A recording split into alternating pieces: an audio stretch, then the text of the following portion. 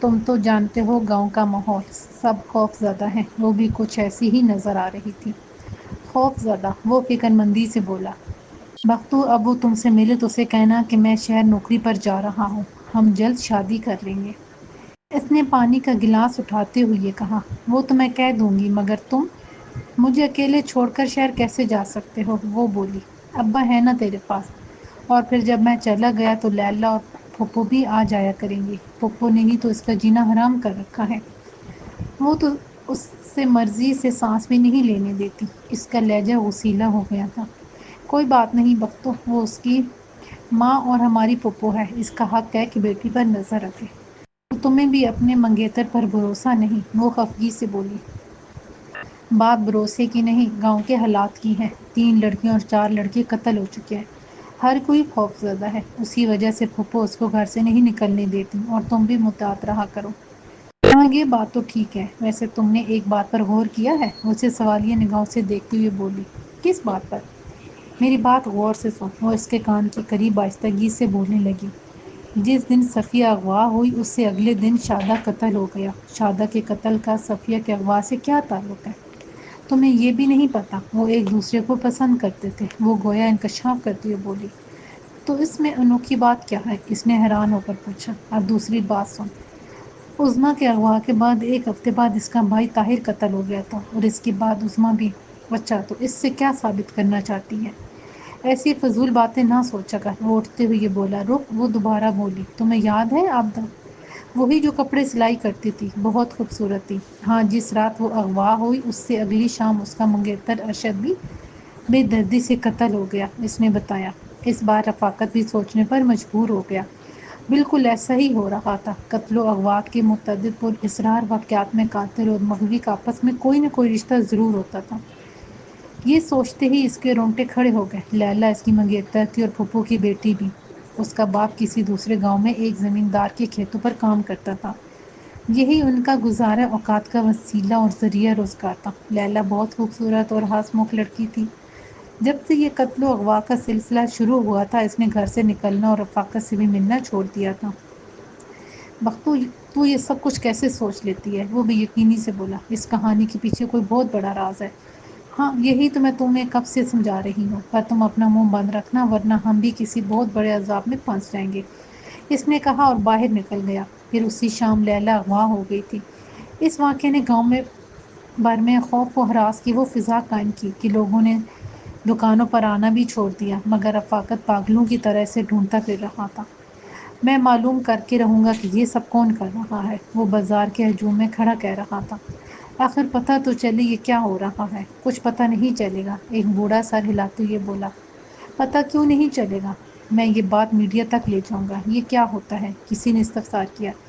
یہ خبر قاتلوں اور اغوا کاروں تک بھی پہنچ گئی، اور اسی رات لیلا کا بے جان وجود گاہوں کے ایک بازار میں پڑا ہوا مل گیا، اور اس سے اگلی رات پولیس نے رفاقت کو اٹھا لیا۔ ہاں بھائی کاکے، تم نے 3 لاکھ کا ڈاکہ ڈالا ہے، کدھر ہیں وہ پیسے؟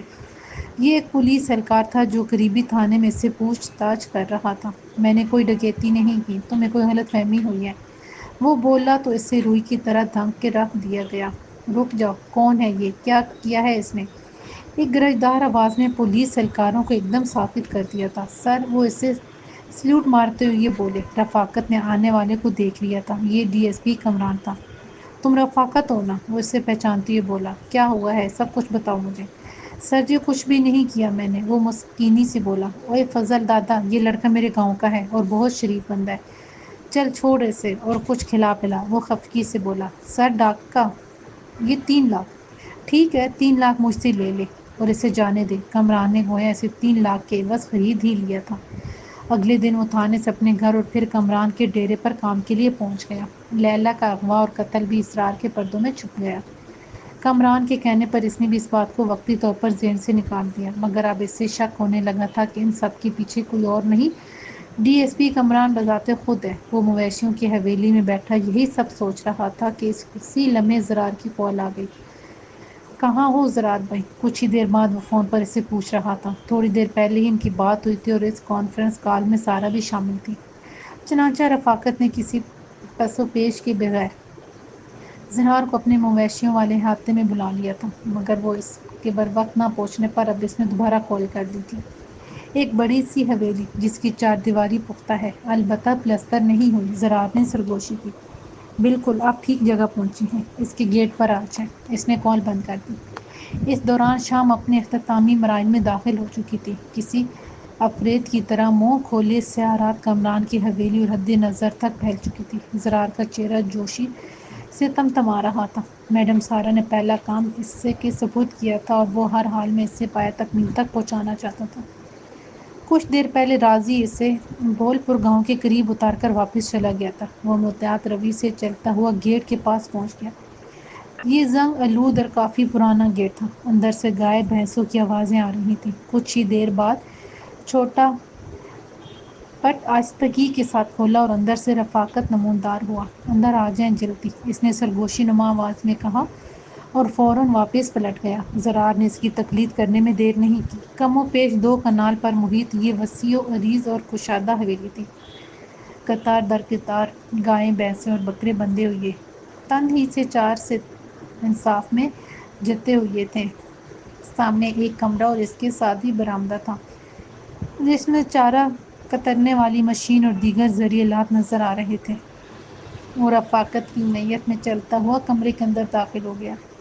یہ کچھ زیادہ ہی کشادہ بلند و بالا اسٹور نما کمرہ تھا۔ ایک طرف دیوار کے ساتھ کھل اور کھاد کی بوریاں ترتیب سے رکھی ہوئی تھیں۔ ان کے آگے ایک چارپائی پڑی تھی جس پر ایک میلا سا گدا، اس کے اوپر ڈبیوں والا خیز اور پانتی کی جانب بڑے بڑے سرخ و سفید پھولوں والی رضائی پڑی تھی۔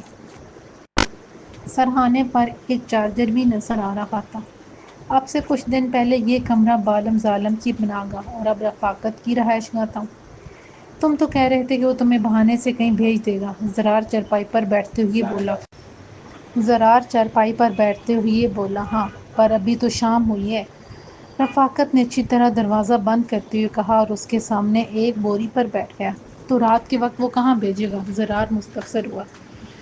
ساتھ والے گاؤں میں اس کا ایک دوست ہے، چودھری ساجد، کہہ رہا تھا کہ عشاء کے بعد چلے جانا، کوئی کام ہے، اور اگر کام نہ ہوا تو بھی کیا، میں اسے تھوڑی پوچھوں گا کہ کیوں بھیجا۔ تم نے کب جانا ہے ساتھ والے گاؤں؟ بس آپ ہی کا انتظار کر رہا تھا، اب کھانا کھا کر چلا جاؤں گا۔ ٹھیک ہے، وہ مختصراً بولا۔ تو پھر گھر چل کر کھانا شانا کھاتے ہیں، رفاقت اٹھتی ہوئی بولا۔ کوئی مسئلہ نہ ہو جائے، زرار نے خدشہ ظاہر کیا۔ کچھ نہیں ہوگا، کوئی پوچھے تو کہنا کہ آپ میرے خالہ زاد بھائی ہو۔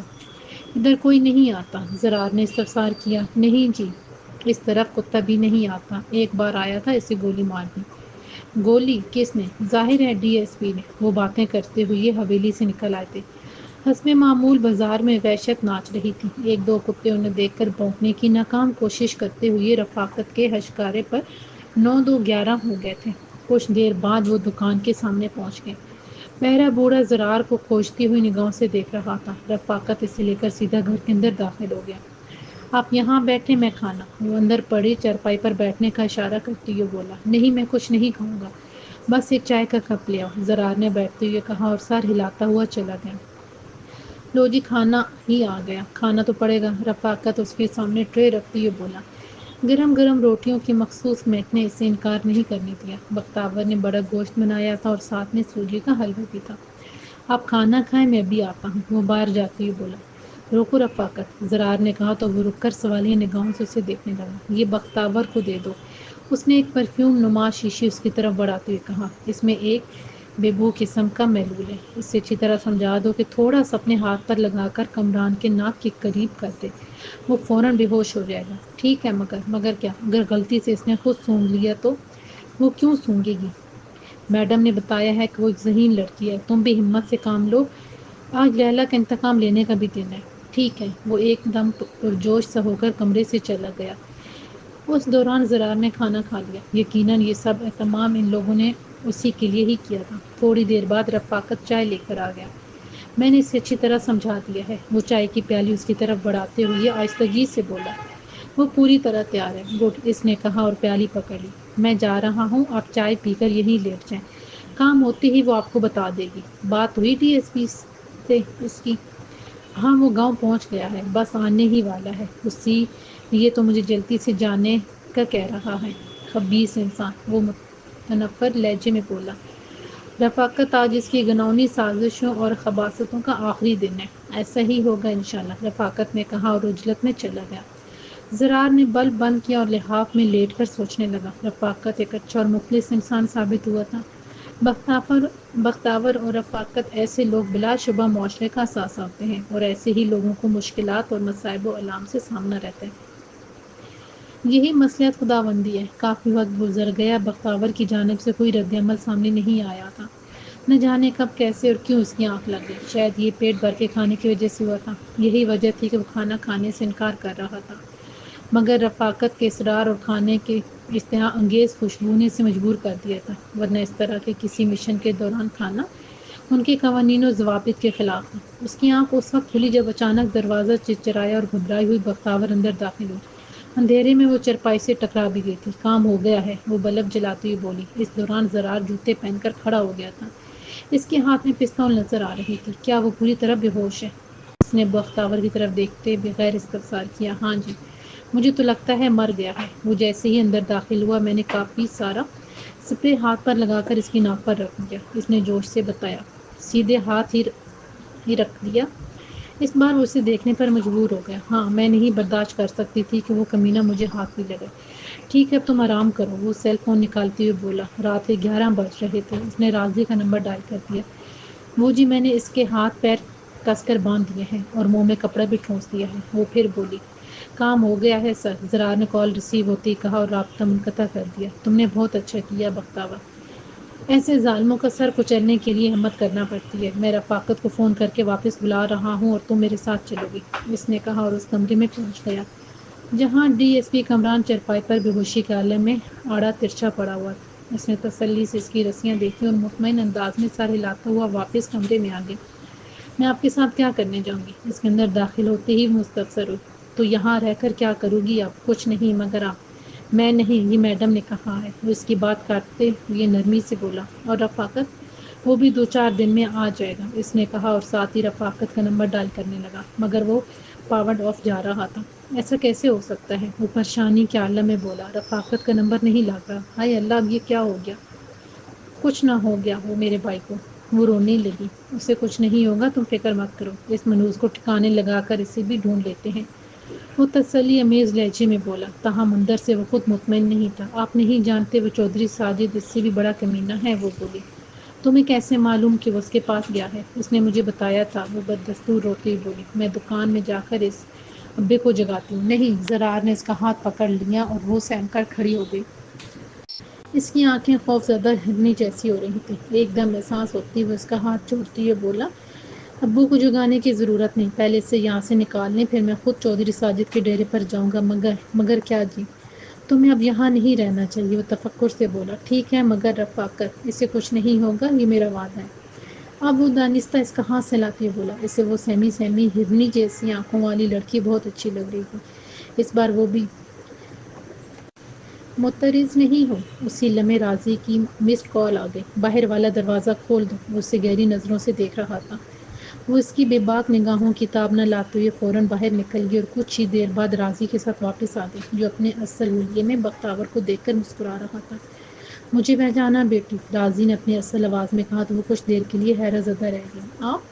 ہاں بیٹی، میں ہی ہوں، اس نے کہا اور وہ بھاگتی ہوئی اس سے لپٹ گئی تھی۔ چلو معاشرے کے اس بوجھ کو لے چلتے ہیں، اب وہ کمران سے متعلق کہہ رہا تھا۔ مگر سر، رفاقت کا نمبر پاورڈ آف ہے، زرار نے بتایا تو راضی چونک کر رہ گیا۔ یہ اچھی علامت نہیں ہے، وہ کسی مشکل میں پھنس گیا ہوگا۔ اس کے چہرے سے پریشانی جھلکنے لگی تھی۔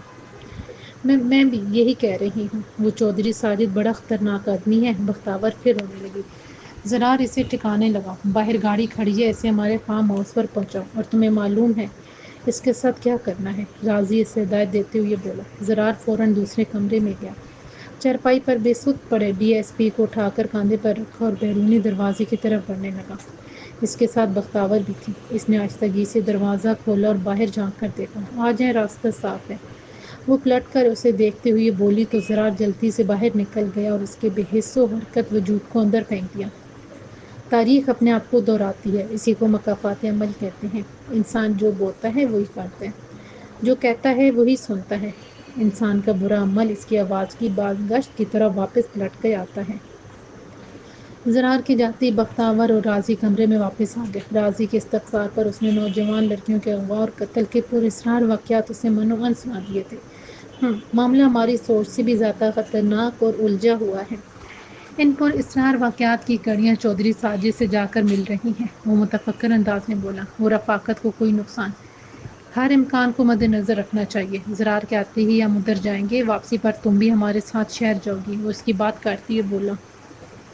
اور رفاقت، اسے کچھ دن یہیں رکنا ہوگا، حالات ٹھیک ہوتے ہی سب شہر میں اکٹھے رہیں گے، مگر فی الوقت معلوم یہ کرنا ہے کہ وہ کہاں اور کس حال میں ہے۔ بختاور کے چہرے پر گہری پریشانی اور سنجیدگی تھی۔ اب اسے اندازہ ہونے لگا تھا کہ کہیں نہ کہیں ان کا قتل و اغوا کی وارداتوں میں ڈی ایس پی کمران اور چودھری ساجد ضرور ملوث ہیں۔ اس کا دل انجانے وسوسوں سے بری طرح دھڑکنے لگا تھا۔ منظر وہی تھا مگر تہہ خانہ بدل گیا تھا۔ تاریخ کے تماچے ہر منہ زور کے منہ پر ذلت آمیز موریں ثبت کرتے ہیں۔ انسان سمجھتا نہیں یا پھر سمجھنا ہی نہیں چاہتا۔ وقت کی عدالت اسے اپنے ہر برے عمل کی تعزیر سناتی ہے، کبھی بیماری کے روپ میں، کبھی زوال و زبوں کی شکل میں، اور کبھی کسی سر تہہ خانے میں اسے بے دست و پا کر احساس دلاتی ہے کہ مکافات عمل قانون ہر شخص پر نافذ ہے۔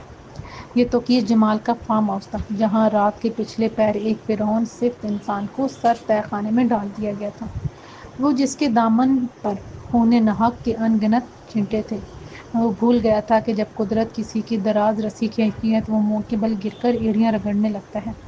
سو وہ بھی ایڑیاں رگڑ رہا تھا۔ اس کی چیخ و پکار سے در و دیوار لرز رہے تھے، جسے سننے والا کوئی نہیں تھا، کوئی پرسان حال، کوئی درد گسار نہیں تھا۔ چیخو چیخ کر اس کا گلا دب گیا تھا، دماغ پھٹنے کے قریب تھا، اور سردی رگِ جاں میں اتر کر جسم میں گردش کرتے ہوئے خون کو منجمد کر رہی تھی۔ بالآخر اس کی آواز نے اس کا ساتھ چھوڑ دیا اور وہ ہچکیاں لے کر رونے لگا۔ اس کا تکبر، رعونت اور غرور مٹی میں مل گیا تھا۔ اس کی آنکھیں نیم اندھیرے میں پراسرار نظر آتی، دیواروں پر جمی ہوئی تھیں۔ ایک ایک کر کے اسے اپنے مظالم یاد آ رہے تھے۔ اس نے کبھی رحم، احساس اور درگزر سے کام نہیں لیا تھا۔ یہ سب باتیں اس کے لیے بے وقت، بے معنی اور کمزوری کی دلیل تھیں۔ احساس اور ضمیر مر جائے تو انسان مردہ نما ہو جاتا ہے۔ اس کا احساس اور ضمیر بھی مدتوں پہلے مر چکا تھا، گویا اس لحاظ سے وہ ایک مردہ تھا اور یہ تہہ خانہ نہیں، ایک قبر تھی جس کے اندر اسے دفن کر دیا گیا تھا۔ مجھ پر رحم کرو، اس نے پوری قوت سے چلا کر کہا، مگر اس کی آواز کی بازگشت گویا اس کا تمسخر اڑا رہی تھی۔ تم جانتے بھی ہو کہ رحم کیا ہوتا ہے، اس کے اندر سے کسی نے اسی کی طرح چیخ کر کہا۔ کیا تم نے کبھی کسی پر رحم کیا ہے؟ وہ چونک کر ایک دم خاموش ہو گیا۔ یہ کیسی اور کس کی آواز تھی؟ یہ میں ہوں، تمہارا ضمیر، اس کے اندر سے استہزائیہ لہجے میں کہا گیا۔ ضمیر، وہ بڑبڑایا، تم کہاں سے آ گئے؟ تم نے پہلے تو کبھی مجھے نہیں پکارا، تم تو مر چکے تھے۔ میں مرا نہیں تھا، زندہ تھا۔ میں بولنا اور چیخنا چلانا چاہتا تھا، مگر تم نے میری گردن دبا رکھی تھی، اس کے ضمیر نے متنفر لہجے میں کہا، اور چپ سادھ دی۔ اس نے تڑپ کر اٹھنے کی کوشش کی، مگر پاؤں کی زنجیروں نے اسے منہ کے بل گرا دیا۔ یہ محض زنجیریں نہیں، قدرت کی رسی تھی جو اس نے کھینچ لی تھی۔ اب وہ بدگوئی پر اتر آیا اور گالیاں بکنے لگا۔ اس کے منہ سے کف اڑ رہا تھا، اس کے ہاتھ بھی نائلون کی رسیوں میں جکڑے ہوئے تھے۔ وہ تسلسل کے ساتھ مغالطات بکتا رہا۔ یہ اس کی سرشت و فطرت و جبلت بلکہ تربیت تھی۔ وہ شروع سے ہی بد زبان اور منہ پھٹتا۔ اللہ جس شخص سے ناراض ہو اس کے منہ میں کتے کی زبان رکھ دیتا ہے۔ اسے یاد آ گیا، یہ جملہ ایک دن اسے توقیر جمال نے کہا تھا۔ مجھے معلوم ہے توقیر جمال، یہ سب تمہارا کیا دھرا ہے، میں تمہیں نہیں چھوڑوں گا۔ وہ پھر سے چیخنے چلانے لگا۔ دم بدم اس کی نبض مدھم، روح کمزور اور دماغ منجمد ہوتا جا رہا تھا۔ توقیر جمال، مجھے معاف کر دو، مجھے صرف ایک موقع دے دو۔ اب وہ منت سماجت پر اتر آیا۔ زندگی اور قسمت تو دوسرا موقع دے سکتی ہے، مگر دشمن کبھی دوسرا موقع نہیں دیتا۔ اس کے اندر پھر کچھ چیخنے لگا اور وہ چیخ چیخ کر نڈھال ہو گیا۔ اب پانی، مجھے ایک گھونٹ پانی دے دو۔ مگر اس کی ہر صدا بے سود اور ہر پکار بے اثر تھی۔ وہ دیوار کے ساتھ ٹیک لگا کر بیٹھ گیا۔ رفتہ رفتہ اسے شب رفتہ کے واقعات یاد آنے لگے۔ جب وہ شہر سے نکلا تو کافی دیر ہو چکی تھی، جبکہ اسے شام سے پہلے اپنے گاؤں پہنچنا تھا۔ دن بھر اس کی آنکھوں کے سامنے بختاور کا چہرہ گھومتا رہا تھا، وہی لڑکی جو اسے دیکھ کر سہم جاتی تھی، بالکل کسی خوفزدہ ہرنی کی طرح، جیسے اس کی گھات میں کوئی ماہر تیر انداز بیٹھا ہو۔ وہ چھپ جاتی تھی جیسے کوئی بچہ کسی خوفناک چیز سے ڈر جاتا ہے۔ یہی وہ لڑکی تھی جسے وہ دل و جان سے چاہتا تھا، اور یہی وہ لڑکی تھی جس پر اس کی جگری یار چودھری ساجد کی میلی نظر مدتوں سے اٹکی ہوئی تھی، تاہم وہ اس کی اس فرمائش کو ٹال جاتا تھا۔ بھوکے بھیڑیے ہو تم بھی ساجد، وہ اسے چھیڑتا۔ ایک بختاور کو تمہاری درندگی سے بچانے کے لیے میں نے گاؤں کی کتنی لڑکیاں اور لڑکے تمہاری بینٹ چڑھا دیے ہیں۔ ساجد اور وہ بچپن کے دوست اور کلاس فیلو تھے، کالج میں بھی ایک ساتھ پڑھے اور ہاسٹل میں بھی اکٹھے رہے۔ ساجد اپنے گاؤں کا برسوں زمیندار تھا، مگر اسے معزز و معتبر نہیں کہا جا سکتا تھا، پرلے درجے کا کمینہ اور نیچ آدمی تھا۔ گاؤں بھر کے لوگ اس سے کنی کتراتے تھے۔ جتنا کچھ اس کے باپ کا اس کے لیے چھوڑ گیا تھا، اس کی 7 نسلوں کے لیے بھی بہت تھا، مگر دولت کی فراوانی انسان کو گمراہ کر دیتی ہے۔ اس کے ساتھ بھی یہی معاملہ تھا۔ کالج کے بعد کمران پولیس میں چلا گیا اور اس نے جاگیر سنبھالی۔ نہ تمہیں کیا پڑی ہے اس نوکری کی؟ ایویں ہی ایرے غیروں کو سلوٹ مارتا پھرے گا۔ جس دن کمران کی تقرری ہوئی، ساجد نے کہا، تم نہیں جانتا جس طرح کے کتے کام ہم کرتے ہیں نا، اس کے لیے اختیار اور طاقت بہت ضروری ہے۔ اس نے آنکھ دبا کر کہا، اچھا، میں تو سمجھا تمہیں عوام کی خدمت کا کیڑا تنگ کر رہا ہے۔ خدمت تو کبھی میں نے اپنے ابے کی بھی نہیں کی، اس نے مکروہ کہکہ لگاتے ہوئے کہا۔ ہاں پھر بھی وہ ایک بیچارہ تمہیں ایک طاقتور جاگیردار بنا کر مرا، وہ بولا۔ نہ بھی مرتا تو یہ سب کچھ میرا ہی تھا، جیسے تیرے باپ کا سب کچھ تیرا ہے۔ میرا باپ تو کالا ناگ تھا، جب تک جیا دولت کے خزانے پر کونڈلی مار کر بیٹھا رہا۔ چلو مر تو گیا نا۔ وہ اسی طرح کی فضول گفتگو کیا کرتے تھے۔ وہ اسی سے متعلق سوچتا ہوا ڈرائیونگ کرتا رہا۔ وہ جانتا تھا کہ ساجد اس کی بہن سے شادی کا خواہش مند ہے، مگر ذاتی اور ذہنی طور پر وہ اسے پسند نہیں کرتا تھا۔ بڑے سے بڑا شرابی بھی نہیں چاہتا کہ اس کا بیٹا شراب پیے، کوئی جواری نہیں چاہتا کہ اس کی اولاد کو جوئے کی لت لگے۔ چنانچہ کمران بھی نہیں چاہتا تھا کہ ساجد جیسے بد کردار اور اخلاق باختہ شخص کو لوگ اس کا بہنوئی کہیں۔ تجھے یہی خطرہ ہے نا کہ اپنی بہن کو جائیداد میں سے حصہ دینا پڑے گا۔ ایک دن شراب کے نشے میں ساجد نے اس نے برملا کہہ دیا۔ سچ تو یہ ہے کہ اسے یہی خدشہ لاحق تھا، اور وہ جانتا تھا کہ اگر ساجد سے اس کی بہن کی شادی ہو گئی تو وہی اسے اکسائے گا۔ میں نے یہ بات کبھی نہیں سوچی، نشے کے باوجود اس نے ناگواری سے جواب دیا تھا۔ انہی خیالات میں الجھا ہوا وہ گاؤں کے قریب پہنچا تھا جب ساجد کی کال آ گئی۔ میں یہ تو نہیں کہوں گا کہ بڑی لمبی عمر ہے تمہاری، البتہ یہ ضرور کہوں گا کہ شیطان کو یاد کیا اور شیطان حاضر۔ اس نے کال ریسیو کرتے ہی کہا، اوئے شیطان کو شیطان ہی یاد کرتا ہے۔ وہ کہکہ لگاتے ہوئے بولا، کہاں پہنچے ہو؟ بس گاؤں کے قریب۔ ایسا کرو سیدھے ادھر آ جاؤ۔ وہ اس کی بات کاٹ کر بولا، اور تیرا وہ رفاقت نہیں پہنچا ابھی تک؟ وہ بھی آ جائے گا، میں اسے فون کرتا ہوں۔ اور تم؟ ٹھیک ہے، میں بھی آ رہا ہوں۔ کال منقطع ہوتے ہی وہ رفاقت کا نمبر ملانے لگا۔ ہاں رفاقت، تم گئے نہیں ابھی تک؟ کال ریسیو ہوتے ہی اس نے پوچھا۔ جی بس نکل رہا ہوں، وہ بولا۔ ٹھیک ہے، جلدی پہنچ جاؤ، مجھے دیر ہو جائے گی۔ کال بند کر کے وہ پھر بختاور کے سپنوں میں کھو گیا۔ نہیں چودھری ساجد، میں بختاور کو تو جیسے بھیڑیے کا لقمہ نہیں بننے دوں گا۔ اس نے بڑبڑاتے ہوئے کار کا رخ چودھری ساجد کے گاؤں کی طرف کر دیا اور کچھ ہی دیر میں اس کے ڈیرے پر پہنچ گیا۔ وہ اپنے حواریوں کے جلوں میں دیکھتی ہوئی انگیٹھی کے پاس بیٹھا ہوا تھا۔ وہ ایک دراز قد اور سخت مزاج آدمی تھا، حتیٰ کہ اس کے چہرے سے بھی خفتگی جھلکتی تھی۔ کمران کو دیکھتے ہی اٹھ کر اسے گرم جوشی سے ملا، جبکہ اس کے حواری کھسکنے لگے تھے۔ یہ جتنے بھی اشتہاری اور قاتل ہیں نا، سب تمہارے ڈیرے پر ہی نظر آتے ہیں۔ وہ آگ کے قریب موڑے پر بیٹھتی ہوئی بولا، اچھا تو کر لے سب کو گرفتار۔ وہ کہکہ لگاتی ہوئی بولا، ان سب کو اگر ایک ساتھ گرفتار کر لوں تو اگلے ہی دن ایس پی کی وردی مل جائے گی۔ وہ سنجیدگی سے بولا، اوے ڈی ایس پی، تو چاہے مجھے بھی گرفتار کر کے لے جا، پر آج بختاور کا قصہ ختم کر یا۔ اتنی سی بات کرنے کے لیے تو نے مجھے یہاں بلایا ہے؟ یہ بات تو فون پر بھی ہو سکتی تھی، وہ مصنوعی خفگی سے بولا۔ اچھا اچھا ٹھیک ہے، وہ تیرا رفاقت نہیں آیا، میں تو ترس رہا ہوں اس کی رفاقت کو۔ اور مجھے یہ بتا کہ میں اسے کس بہانے یہاں روکوں گا؟ وہ بات بدلتی ہوئی بولا، کر لینا کوئی بہانہ۔ کمران مختصراً بولا، یہ لڑکوں نے آج سالم بکرا روسٹ کیا ہے، کھائے گا؟ چودھری ساجد نے پوچھا۔ نیکی اور پوچھ ہوئی۔ اچھا، اپنے پاس کھڑے لڑکے کو اس کے لیے کھانا لانے کا اشارہ کرتے ہوئے وہ دوبارہ اس سے مخاطب ہوا، یار وہ کیا عجیب سا نام تھا اس کا؟ ہاں، بالم ظالم۔ اس کا کیا ہوا؟ کچھ نہیں، میں نے لاش ہی غائب کروا دی، وہ بکرے کی ران اٹھاتے ہوئے بولا، جو ابھی ابھی لڑکا اس کے سامنے رکھ کر گیا تھا۔ ایک نہیں، تین تین لاشیں، یار تم نے میرے 2 کام کے آدمی گلو اور بالی بھی مروا دیے۔ اپنے 2 آدمی یاد ہیں، پر میرے گاؤں کی 7 لاشیں بھول گیا۔ کمران بولا، او یار میں تو ویسے ہی مذاق کر رہا تھا۔ اسی لمحے ملازم بھاگتا ہوا آیا اور اس کے کان کے قریب منہ کرتے ہوئے بولا، چودھری جی وہ رفاقت آ گیا ہے اور اس نے ساری باتیں سن لی ہیں۔ لعنت ہے تم پر، وہ دھاڑ کر بولا، اب جا اور اس کا بندوبست کر۔ معلوم ہے نا کیا کرنا ہے؟ اچھا اب میں چلتا ہوں، اسے سنبھال لینا۔ تمہیں بھی معلوم ہے کہ کیا کرنا ہے، کمران نے موڑے سے اٹھتے ہوئے کہا۔ بے فکر بے فکر، اس نے مخصوص لہجے میں کہا، پھر اس کی جاتی داڑا، ہاں بھائی ذرا لے کر اس کو جاسوس کو میرے پاس۔ فوراً ہی رفاقت کو پیش کر دیا گیا۔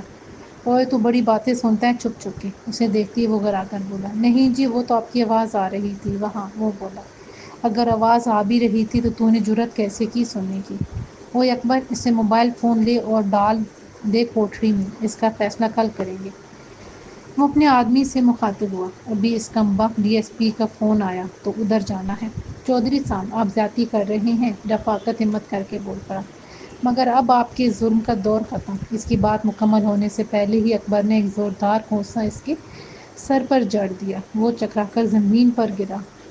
بڑی زبان چلتی ہے تیری، پہلے اپنی بہن کو تو مجھ سے بچا، چودھری ساجد نے پھنکارتے ہوئے کہا۔ اس سے میں نے نہیں، میرا رب بچائے گا، اس نے بلند آواز میں کہا، مگر اکبر کے دوسرے گھونسے نے اسے نڈھال کر دیا تھا۔ ہاں جیسے تیری لیلا کو بچایا تھا کسی نے، وہ اس پر جپٹتے ہوئے بولا اور اس پر مکوں اور ٹھڈوں کی برسات کر دی، مگر رفاقت اس سے پہلے ہی بے ہوش ہو چکا تھا۔ درندہ جتنا بھی خونخوار اور تیز ہو، جس قدر منظم سازش کے تحت ہاتھ لگائے، تقدیر کے آگے بے باسی ہوتا ہے، اور ایسا ہی کمران کے ساتھ ہوا تھا۔ بلا شبہ اس کی گات ہر لحاظ سے منظم تھی، مگر یہاں بھی دست قدرت نے ابراہا کے ہاتھیوں کے لشکر کے لیے ابابیلوں کا اہتمام کر رکھا تھا۔ درندہ متعاد روی سے چلتا ہوا بحر بوڑھے دکاندار کے گھر کی طرف بڑھ رہا تھا۔ حسب معمول بازار میں وحشت و ویرانی بھرپور تسلسل جمع ہوا تھا۔ بے حس اور انتہائی شکی القلب انسان ہونے کے باوجود جسے جرجری سی آ گئی۔ یہ کائنات کے سب سے بڑے عادل کی یاد دہانی ہوتی ہے، وہ گاہے بگاہے ہر فاسق و فاجر انسان کو وارننگ دیتا رہتا ہے، وہ اس کی رسی دراز کر کے آزماتا ہے، پھر وہی رسی کھینچ کر اسے نمونۂ عبرت بنا دیتا ہے۔ وہ منہ پر مفرد لپیٹے دروازے پر پہنچ گیا اور آہستگی سے دستک دی، دوسری دستک پر دروازہ کھل گیا۔ باپ کہاں ہے تیرا؟ اس نے اندر داخل ہوتی سرگوشی دی۔ دکان کے اندر سو رہا ہے، مختور بولی۔ میں خوش ہوں کہ تم نے مجھے انکار نہیں کیا، وہ اس کے ساتھ چلتے ہوئے بولا۔ بھلا کسی عقاب سے کوئی فاقہ کیسے مقابلہ کر سکتی ہے، مگر اللہ چاہے تو کمزور ترین کیڑیوں سے بھی عقابوں کو مروا دیتا ہے، مختور نے بلا تامل کہا۔ کمران اس کی جرأت گفتار پر حیران رہ گیا، تاہم وہ ملاقات کو ناخوشگوار نہیں بنانا چاہتا تھا، لہٰذا نرمی سے بولا، ایسی باتیں کہاں سے سیکھ لیتی ہو؟ وہ کچھ نہیں بولی، خود کو پر اعتماد ضرور ظاہر کر رہی تھی، مگر اندر سے خوف زدہ تھی۔ اسے ایک ایک کر کے وہ لڑکیاں یاد آنے لگیں جو یکے بعد دیگرے اغوا اور قتل ہو چکی تھیں۔ اسے لرزہ سا آ گیا، درندے کو خون کی لت پڑ جائے تو اس سے کچھ بعید نہیں ہوتا۔ لرزتے کانپتے ہاتھوں سے اس نے پرفیوم نما شیشی کھول لی تھی، وہ اس کے عقب میں چلا آ رہا تھا۔ اس کے قدموں کی آہٹ موت کی چاپ محسوس ہو رہی تھی۔ بس یہی آخری موقع ہے بختاور، اس نے خود سے کہا اور شیشے سے ڈھکن اتار کر محلول کو اپنے ہاتھ پر ملنے لگی۔ کچھ ہی لمحوں میں وہ اس کے آگے چلتی ہوئی کمرے میں داخل ہو گئی۔ اس کا دل طوفانی ہوا میں خشک پتے کی مانند لرز رہا تھا، اگرچہ وہ مضبوط اعصاب کی مالک تھی، مگر اس حقیقت سے بھی انکار ممکن نہیں تھا کہ اس کے مد مقابل ایک وحشی اور بے حس درندہ تھا۔ آپ کے منہ سے بو آ رہی ہے، اس کے اندر داخل ہوتے ہی وہ ایک دم پلٹ کر بولی، آپ نے شراب پی رکھی ہے؟ یہ اس کا فیصلہ کن حربہ اور اس خطرناک کھیل کا آخری مرحلہ تھا۔ وہ جانتی تھی کہ ناکامی کی صورت میں ذلت یا پھر موت اس کا مقدر ہوگی۔ اس نے اپنا ہاتھ اس کے ہونٹوں پر رکھ دیا، اس سے پہلے کہ وہ کچھ بولتا اس نے اپنا دوسرا ہاتھ بھی اس کی ناک پر جما دیا تھا۔ وہ بھیڑیا جو اس پر جپٹنے کے لیے تیار تھا ایک دم لڑکھڑا کر رہ گیا، اس کا ذہن مفلوج اور حواس مختل ہونے لگے تھے۔ اس نے اپنی پھٹی پھٹی آنکھوں سے نیم اندھیرے میں بختور کا حلیہ دیکھا، اسے یوں لگا جیسے وہ اس کی بے بسی پر مسکرا رہی ہے۔ پھر ایک جھٹکے کے ساتھ اس کا ذہن اندھیروں میں ڈوبتا چلا گیا۔ وہ دھڑام سے چرپائی پر گرا اور بے حس و حرکت ہو گیا۔ نہ جانے کب کہاں اور کتنی دیر بعد اسے ہوش آیا تو اس کے ہاتھ پیر بندھے ہوئے تھے۔ اس نے چیخنے کے لیے منہ کھولنا چاہا مگر اس کی قوت گویا سلب ہو چکی تھی۔ اس کے منہ میں کسی نے کپڑے کا گولا ٹھوس کر اس پر اسکاچ ٹیپ لگا دی تھی۔ رفتہ رفتہ اس کے احساسات بیدار ہو رہے تھے۔ اسے اندازہ ہو گیا کہ کوئی اسے اپنے کاندھے پر اٹھائے سیڑھیاں اتر رہا ہے۔ یہ احساس ہی اس کے لیے روح فرسا اور رونگٹے کھڑے کرنے کے لیے کافی تھا۔ سیڑھیاں اترنے کے بعد اسے ایک بے جان چیز کی طرف فرش پر پٹک دیا گیا۔ وہ تڑپ کر رہ گیا جیسے اس کی ہڈیوں میں ہتھوڑے سے ضرب لگائی گئی ہو۔ پھر اسی نادیدہ دشمن اس کے منہ پر سے اسکاچ ٹیپ کھینچ کر اس کے منہ میں ٹھسا ہوا کپڑا نکال دیا۔ اب وہ اس کے پاؤں میں زنجیریں ڈال رہا تھا۔ کچھ دیر بعد وہ بولنے اور دیکھنے کے قابل ہوا تو سب سے پہلے اس نے بری طرح چیخ کر گویا احتجاج کے لیے اپنی آواز بلند کی۔ جواب میں یکبارگی ایک زوردار تھپڑ اس کے چہرے پر رسید ہوا اور اس کے جبڑے میں جیسے کرنٹ سا دوڑتا چلا گیا۔ اس کی دائنی آنکھ سے پانی جاری ہو گیا تھا۔ منہ بند کر کے یہاں پڑے رہو اور اپنی موت کی دعا مانگو، اس کے سامنے کھڑے خوبرو نوجوان نے پھنکار کر کہا۔ کہ کون ہو تم؟ کہاں ہو؟ میں کہاں ہوں؟ تم جانتے نہیں کہ میں کون ہوں؟ وہ بدقطع نما بولا۔ مگر اس کی آواز کب آ رہی تھی۔ میں جانتا ہوں کہ تم کون ہو، ڈی ایس پی کمران، نوجوان نے کہا۔ کیا چاہتے ہو مجھ سے؟ وہ کراتے ہوئے بولا۔ مجھے جانے دو، میں تمہارے قدموں میں دولت کا ڈھیر لگا دوں گا۔ اچھی پیشکش ہے، وہ اس کے پاس بیٹھتے ہوئے بولا۔ کتنی دولت دو گے؟ جتنی تم کہو گے، بس مجھے یہاں سے جانے دو، میں مر جاؤں گا۔ ٹھیک ہے، میں تمہیں جانے دوں گا، بشرطے کہ تم اپنی ساری دولت ابھی اور اسی وقت مجھے دے دو، زرار نے استہزائیہ انداز میں کہا۔ ایسے کیسے؟ وہ بولا۔ اس وقت تو میرے پاس کچھ بھی نہیں ہے، مگر تم تو کہتے تھے کہ دولت میں بڑی طاقت ہے، اسی طاقت کو استعمال کر کے دیکھو۔ مجھے جانے دو اور کچھ مہلت دو، میں تمہیں مالا مال کر دوں گا، وہ منمنا کر بولا۔ تمہارے پاس جتنی بھی دولت ہے وہ تمہیں اسی وقت سکون کی ایک سانس بھی نہیں دے سکتی، جیسا کہ بالم ظالم کے ساتھ ہوا تھا، زرار نے کہا۔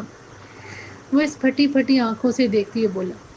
تو سب تمہارا کیا کرا تھا، اسے چھوڑو، تمہیں تو ایک کمزور چڑیا نے چاروں خانے چت کر دیا۔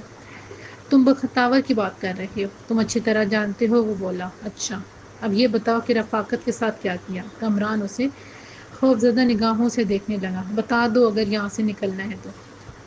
ہاں نکلنا ہے، بتاتا ہوں۔ پھر اس نے سب کچھ منوہن بتا دیا۔ تو وہ تم تھے جس نے اپنے ہی گاؤں کو قبرستان بنا دیا، وہ اٹھتے ہوئے بولا۔ اپنا گھر تو درندے بھی محفوظ رکھتے ہیں۔ اب تو مجھے چھوڑ دو، میں نے سب کچھ بتا دیا۔ وہ گڑبڑانے لگا۔ ہاں بالکل، تم نے سب کچھ بتا دیا، مگر اس سب کچھ کا حساب کون دے گا؟ مجھے جانے دو، مجھ پر رحم کرو، وہ رونے لگا۔ پھر ایک شرط ہے، تمہیں ایک کام کرنا ہوگا۔ زرار دوبارہ اس کے سامنے بیٹھ گیا۔ ہاں بولو۔ میں سب کچھ کرنے کو تیار ہوں، ساجد کو فون کرو، اس نے کہا، اور اسے سمجھاؤ کہ کیا کہنا ہے۔ ہیلو ساجد۔ کچھ دیر بعد وہ فون پر اس سے مخاطب تھا۔ یار پلان بدل گیا ہے، میں اپنا آدمی بھیج رہا ہوں، اس کے ساتھ شہر آ جاؤ، اور ہاں رفاقت کو بھی لے آنا، اس کے ساتھ یہیں حساب کتاب کر لیتے ہیں۔ ٹھیک ہے بھیج دو، وہ خوش ہو گیا۔ اور وہ بختاور، اسی کا تو بتایا ہے کہ شہر آ جاؤ۔ ہاں مگر اکیلے آنا، لاؤ لشکر کے ساتھ لے کر آنے کی ضرورت نہیں ہے، اس نے فوراً ساجد کی بات کاٹ کر کہا، اور کال بند ہوتے ہی پرامید نگاہوں سے زرار کی جانب دیکھنے لگا۔ اوکے ڈی ایس پی صاحب، وہ استہزائیہ انداز میں بولا۔ اب آپ آرام فرمائیے، ملتے ہیں نئے مہمان کے ساتھ بریک کے بعد، اس نے کہا، اور اسے حیران و پریشان چھوڑ کر تہہ خانے کی سیڑھیاں چڑھتا چلا گیا۔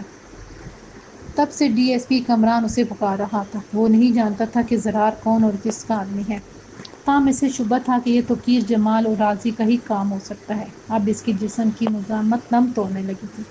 اسے یقینی وقت کا اندازہ نہیں تھا، تاہم دور کہیں اذان سحر کی آوازیں گونجنے لگی تھیں۔ اسے بخوبی اندازہ ہو چکا تھا کہ نیا سورج اس کے لیے ایسی آگ لے کر طلوع ہوگا جو یقیناً اس کے کلزمِ ہستی کو خاکستر کر دے گی۔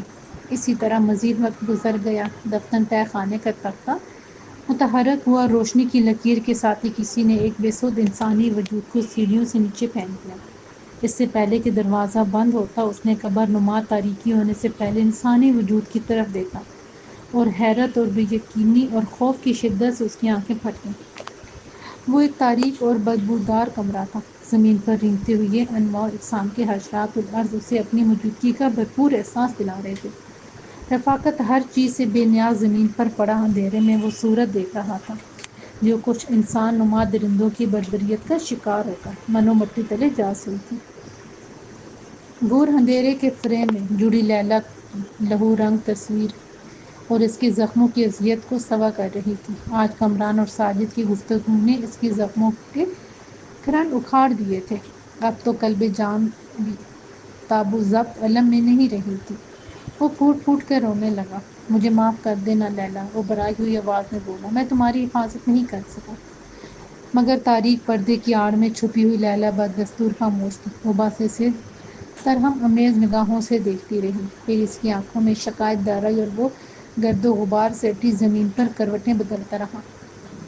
اسے ساجد کے غنڈوں نے اس تاریک کوٹری میں قید کر دیا تھا۔ مذکورہ کوٹری ساجد کے عالی شان گھر سے ملحق ڈیرے کے عقبی حصے میں تھی۔ یہاں کسی کا آنا سختی سے منع تھا۔ اس گھر کے عقبی دیوار سے ایک چھوٹی کھڑکی ڈیرے کی جانب کھلتی تھی اور اسی ڈیرے کے عقبی حصے میں ساجد نے یہ عقوبت خانہ بنا رکھا تھا جس میں نہ جانے کتنے بے گناہوں کی سسکیاں اور آہیں سسک رہی تھیں۔ اس کے در و دیوار پر ان معصوم لڑکیوں کے لہو کے داغ بھی تھے جو ان کی بربریت کا شکار ہو چکی تھیں۔ ان نوجوان کا خون ناحق بھی تھا جو مغوی و مقتول لڑکیوں کا سراغ ڈھونڈتے ہوئے یہاں تک آن پہنچے تھے۔ مگر اس زندان سے باہر بھی ایک لڑکی قید تھی جس پر بظاہر کوئی پابندی نہیں تھی، مگر اس کی برائے نام آزادی کی ایک حد مقرر تھی۔ وہ صرف قفس کی حد تک آزاد تھی، چنانچہ اس مقررہ حد کے اندر رہ کر وہ قفس کی تاروں سے کھیل سکتی تھی، ان سے سر ٹکرا سکتی تھی یا پھر پھٹ پھڑا سکتی تھی۔ حویلی سے باہر جھانک کر دیکھنا بھی اس کے لیے گویا گناہ کبیرہ تھا۔ وہ مریم تھی، ساجد کی سگی بہن۔ جب اس کا باپ بقید حیات تھا تو وہ اس کی لاڈلی دل کا چین اور آنکھوں کا نور تھی۔ پھر جب اس نے ہمیشہ کے لیے آنکھیں بند کر لیں تو وہ کسی کی لاڈلی دل کا چین اور آنکھوں کا نور نہ رہی۔ اس حویلی کے نیم تاریخ تہہ خانے میں قید کر دیا گیا تھا۔ اس کی حفاظت پر مامور ملازمہ بھی گونگی، بہری اور بے شناخت تھی، اتنی کہ کوئی اس کا نام تک نہیں جانتا تھا۔ مریم کی عمر 24-25 کے قریب تھی۔ اس کا ناکردہ جرم یہ تھا کہ اس کے باپ نے مرنے سے پہلے آدھی جائیداد اس کے نام لکھ لی تھی۔ اس وقت اس کی عمر 15 سال تھی۔ اس کے خاندانی وکیل نے وصیت سناتے وقت اس بات پر خصوصی توجہ اور زور دیا تھا کہ سن بلوغت کو پہنچتے ہی وہ اپنی آدھی جائیداد کی مالک و مختار ہو جائے گی، اور ساجد یہ بات ہضم بلکہ برداشت نہیں کر پا رہا تھا۔ وکیل صاحب، یہ ہماری روایات اور وراثتی قوانین کے خلاف ہے کہ آدھی جائیداد لڑکی کے نام کر دی جائے، اس نے وکیل سے کہا۔ وہ اسے سمجھاتے ہوئے بولا، ساجد یہ تمہارے باپ کی وصیت ہے، وصیت کے مطابق جو انہوں نے لکھ دیا یہی حرف آخر ہے، اس میں ترمیم و کمی ممکن نہیں۔ وہ اپنا سا منہ لے کر رہ گیا تھا۔ اگلے دن وکیل ایک روڈ ایکسیڈنٹ میں چل بسا اور مریم تہہ خانے میں قید کر دی گئی۔ ظاہری بات ہے کہ یہ محض اتفاق نہیں بلکہ ایک سوچی سمجھی سازش تھی۔ مریم کو مسلسل نشہ آور ادویات دی جا رہی تھیں، ساتھ ہی خاندان بھر میں مشہور کر دیا گیا کہ وہ اپنا ذہنی توازن کھو چکی ہے۔ یوں مریم کا وجود ہی گویا عدم ہو کر رہ گیا۔ وقت کے ساتھ ساتھ جب وہ بڑی ہوتی گئی تو سب کو یقین ہو گیا کہ وہ پاگل ہو چکی ہے۔ چنانچہ اس لحاظ سے ساجد پوری جائیداد کا لاشرکت غیر وارث نامزد ہو گیا۔ پھر مریم کو تہہ خانے سے نکال کر آزاد فضاؤں میں چھوڑ دیا گیا، گویا وہ ایک ایسی فاختہ تھی جس کے پر کاٹ کر اسے اڑنے کی اجازت دے دی گئی تھی۔ وہ مکمل طور پر پاگل، ہوش و حواس سے عاری ایک بے ضرر وجود تھی۔ وہ حویلی اور ڈیرے میں ہونے والے ہر ظلم و ستم اور قتل و اغوا کی چشمدید گواہ تھی، مگر یہ سب اس کے لیے کھیل تماشا تھا۔ ساجد بھی اس کی حرکتوں پر ہنس لیتا تھا۔ وہ سرخ و سفید، دراز قد اور انتہائی خوبرو لڑکی تھی، مگر اس کا حسن اس کی ذہنی کمزوری نے مانع کر دیا تھا۔ اس دن بھی وہ ساجد کے گربوں کو دیکھ رہی تھی جب وہ رفاقت پر بہیمانہ تشدد کرتے ہوئے اسے عبرتناک کوٹری میں لے جا رہے تھے۔ وہ کہکے پر کہکا لگاتی لوٹ پوٹ ہونے لگی تھی۔ چھوٹی بی بی، آج یہ نیا کھلونا ہمارے ہاتھ لگا ہے، ان میں سے ایک نے اسے کہکا لگاتے دیکھ کر کہا۔ میں بھی کھیلوں گی۔ وہ بچوں کی طرح ضد کرتی ہوئی رفاقت کی جانب بڑھی۔ اچانک رحیم شحیم یارو نے اسے بازو سے پکڑ لیا اور آہستگی سے بولا، نہیں چھوٹی بی بی، چودھری صاحب کو پتہ چل گیا تو وہ ناراض ہو جائیں گے۔ نہیں نہیں، میں تو اس سے کھیلوں گی۔ وہ اپنی بات پر اڑی رہی۔ رفاقت اسے حیران نگاہوں سے دیکھ رہا تھا کہ ساجد کے آدمی اسے گھسیٹتے اور مارتے پیٹتے ہوئے کوٹری میں لے گئے، جبکہ یارو مریم کو بازو سے پکڑے وہیں کھڑا رہا۔ چلیں میں آپ کو اندر چھوڑ آتا ہوں۔ وہ اسے بازو سے پکڑ کر تقریباً کھینچتے ہوئے بولا، نہیں نہیں، میں بھی اس کھلونے سے کھیلوں گی، وہ اب بھی واضح تھی۔ ہر سو گہری تاریکی نے اپنا تسلط قائم کر رکھا تھا۔ ساجد ڈیرے پر بکرے کی بھنی ہوئی ران سے انصاف کر رہا تھا، اور یہاں اس کی نیم پاگل بہن اس کے خاص کرندے یارو کی گرفت میں تھڑ پڑا رہی تھی۔ وہ پاگل ضرور تھی، مگر یارو کی آنکھوں کی نیت سے خبردار ہو گئی تھی۔ اس کے مکروہ ہاتھوں کی گستاخی مقررہ حد سے متجاوز ہوئی اور وہ ایک دم ٹھٹک کر رہ گئی۔ کھیلنا ہے تو میرے ساتھ کھیلو، یارو حریصانہ لہجے میں بولا اور اس سے ہاتھ چھڑا کر کہکے لگاتی ہوئی بھاگ گئی۔ بدبودار کمرے میں پڑا رفاقت اسی لڑکی سے متعلق سوچ رہا تھا۔ کتنی خوبصورت اور معصوم لڑکی ہے، مگر وہ ہے کون؟ اس نے سوچا۔ من اس کے ذہن میں جماکہ سا ہوا۔ اس نے سن رکھا تھا کہ ساجد کی ایک پاگل بہن بھی ہے۔ اس سے اس کی ذہنی حالت پر افسوس ہونے لگا۔ ایسے ہی خیالوں میں کافی وقت بیت گیا۔ چودھری ساجد کے گرگے چڑھتے ہوئے بدمعاش، خطرناک مجرم اور شفاق ترین قاتل تھے۔ وہ سب کے سب پولیس کی ہس پلیس پر اور انتہائی مطلوب مجرم تھے۔ مگر ان سب کو ڈی ایس پی کمران کی پشت پناہی حاصل تھی۔ وہ سب اچھے برے کام انہی سے کرواتا تھا، بلکہ صرف برے کام، کیونکہ اچھا کام تو اس نے خود بھی کبھی نہیں کیا تھا۔ ان مجرموں میں یارو بھی سرِ فہرست تھا۔ وہ جب بھی اس نیم پاگل لڑکی کو دیکھتا اس کی نیت میں فتور آنے لگتا تھا۔ وہ سب دیکھتی ہوئی آگ کے گرد بیٹھے بھنے ہوئے بکرے کی ہڈیاں نوچ رہے تھے۔ چودھری ساجد بھی ان میں شامل تھا۔ رفاقت کو ان کی بیہودہ باتیں اور بے ہنگم کہکے سنائی دے رہے تھے۔ وہ ان گمراہ اور بے راہ رو انسانوں سے متعلق سوچنے لگا۔ کوئی بھی انسان مجرم پیدا نہیں ہوتا، مگر کچھ لوگ فطرتاً مجرم ہوتے ہیں۔ یہ بھی ایسے ہی لوگ تھے۔ یقیناً ان کی بھی مائیں بہنیں، بیٹیاں اور بیویاں بھی ہوں گی، مگر وہ عورت کی تحریم و مقام سے نہ بلد تھے۔ پھر وہ بختاور سے متعلق سوچنے لگا۔ اسے راضی اور ضرار کی قابلیت پر بھروسہ تھا، مگر بازی پلٹنے میں دیر ہی کتنی لگتی ہے۔ اس کے دل میں ان گنت وسوسے ابھرنے لگے اور بری طرح خوفزدہ اور پریشان ہو گیا۔ انسان اس وقت خوفزدہ ہوتا ہے جب خوف کو خود پر مسلط کر لیتا ہے، تاہم یہ خوف ہے، بنیاد نہیں تھا۔ اس نے گاؤں کی 4 لڑکیوں کو عبرت کی موت مرتے دیکھا تھا۔ ان میں سے اس کی محبت، اس کی منگیتر لیلی بھی شامل تھی۔ پھر گاؤں کے 3 لڑکے بھی موت کا شکار ہو گئے۔ چنانچہ یہ خوف فطری اور شعوری تھا۔ سرِ دست وہ کچھ بھی کرنے سے قاصر تھا، کیونکہ تاریک ترین کال کوٹڑی میں اس کے پاس سوائے صبر، انتظار اور امدادِ غیبی کے کوئی چارہ نہیں تھا۔ کہتے ہیں خدا کوئی وجود نہیں رکھتا، چنانچہ اس کا نظر آنا قطعی ناممکن ہے، مگر اپنی قدرت کے کرشموں سے اپنی ہر جگہ موجودگی کا احساس دلاتا رہتا ہے۔ آج اسے بھی وہ قادر مطلق اپنی موجودگی اور انسان کی شہرک سے قریب تر ہونے کا احساس دلا رہا تھا۔ اچانک وہ چونک کر اٹھا اور دروازے کی طرف دیکھنے لگا۔ اسے کنڈی کھلنے کی ہلکی سی آواز سنائی دی تھی، مگر اس کے بعد طویل اور جاں گسل خاموشی چھا گئی۔ وہ سوچ میں ڈوب گیا۔ اگر وہ چودھری ساجد کے چیلے ہوتے تو اس طرح چوری سے دروازہ کھولنے کی کیا ضرورت تھی؟ اس کے دل کی دھڑکن تیز ہونے لگی۔ کئی لمحوں بعد دروازہ چرچرایا، پھر وہ کھلتا چلا گیا۔ وہ دم بخود رہ گیا تھا۔ اس نے بکھری ہوئی چاندنی میں ایک نسوانی وجود کو بسط احتیاطاً اندر آتے دیکھا۔ وہ آہستگی سے چلتی ہوئی آگے بڑھتی چلی آ رہی تھی۔ کہ کون ہے؟ وہ ہکلاتی ہوئی بولا۔ اسی دم کسی نے آگے بڑھ کر اس کے منہ پر ہاتھ رکھ دیا۔ یہ ایک نرم و ملائم نسوانی ہاتھ تھا۔ وجودِ زن کی بھینی بھینی خوشبو اس کے نتنوں سے ٹکرا رہی تھی۔ بولنا مت، ورنہ ہم دونوں مارے جائیں گے۔ اس خوف زدہ سرگوشی کے ساتھ تصدیق ہو گئی کہ وہ ایک لڑکی تھی۔ کون ہو تم اور کیا چاہتی ہو؟ وہ آہستگی سے بولا۔ میں مریم ہوں، ساجد کی بہن۔ اس نے پھر سے سرگوشی کی۔ کہ کیا کہہ رہی ہو؟ یہاں کیا لینے آئی ہو؟ وہ اچھل کر پیچھے ہٹتے ہوئے بولا۔ میری فکر مت کرو، اپنے بارے سوچو۔ اگر کچھ دیر اور یہاں رہو گے تو مارے جاؤ گے، وہ بولی۔ مگر تم تو پاگل نہیں ہو میں، اس نے دھیمے لہجے میں کہا۔ ہاں، مگر پاگل بن گئی ہوں۔ اگر پاگل نہ بنتی تو کب کی مر چکی ہوتی۔ اب کیا کرنا ہے اور تمہارے ہاتھ میں کیا ہے؟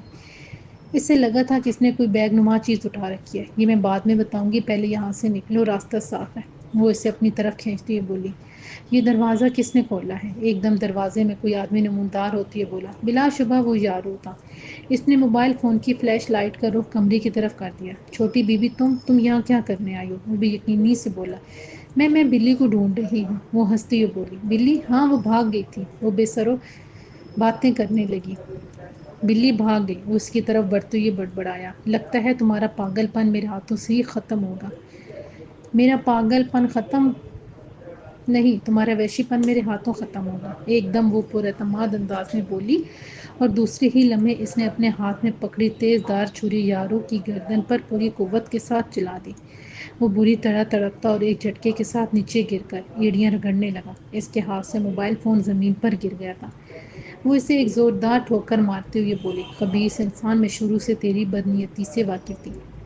وہ آخری سانسوں کے درمیان پھٹی پھٹی آنکھوں سے اسے دیکھ رہا تھا۔ وہ سوچ بھی نہیں سکتا تھا کہ وہ بظاہر پاگل نظر آنے والی بے ضرر لڑکی کے ہاتھوں مر رہا ہے۔ اس کے گلے سے خرخراہٹ سی نکل رہی تھی اور سرخ تازہ ابلتا ہوا لہو زمین پر پھیلتا جا رہا تھا۔ چند ہی لمحوں میں اس کا وجود صفحۂ ہستی سے مٹ چکا تھا۔